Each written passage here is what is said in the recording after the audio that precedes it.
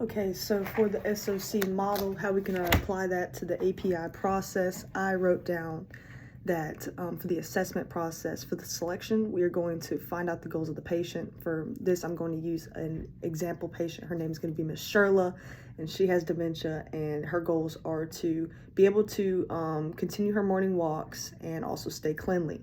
She wants to be independent in these processes. So we're going to then see existing strengths. That's for optimization. So what is she already good at? Maybe she's already good at making a checklist of what to do to ensure that she is cleanly. And then loss of any function, how can we compensate for that? So we need to start addressing any losses of function. Maybe she has bad back, so that's infringing on her ability to go on her morning walks. For the planning part of the API process, we're going to talk to the patient about their goals.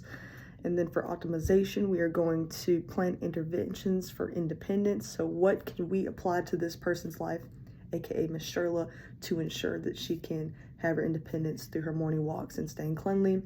And then strategies for the loss of function. Now we need to start thinking about how can we counteract what's happening with her back to ensure that she can continue her long walks in the morning.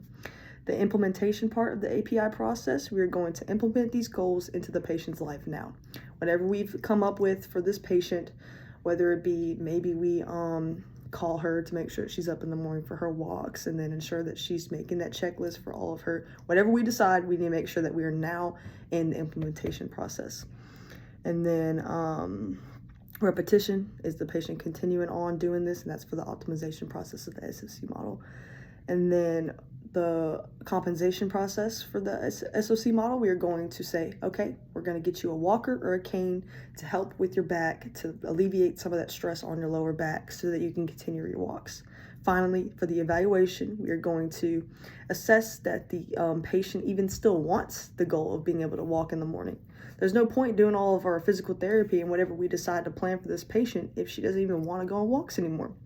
Monitor the strategy. Are they even working? We don't want to waste this patient's time by making her do whatever she's doing. She doesn't even want to do it, or it's just not working. And then finally, for the compensation part of the evaluation of the API process, we are going to assess the compensatory methods. Is the walker and cane or whatever we decide, is that even working for her morning walks, or do we need to get her something else?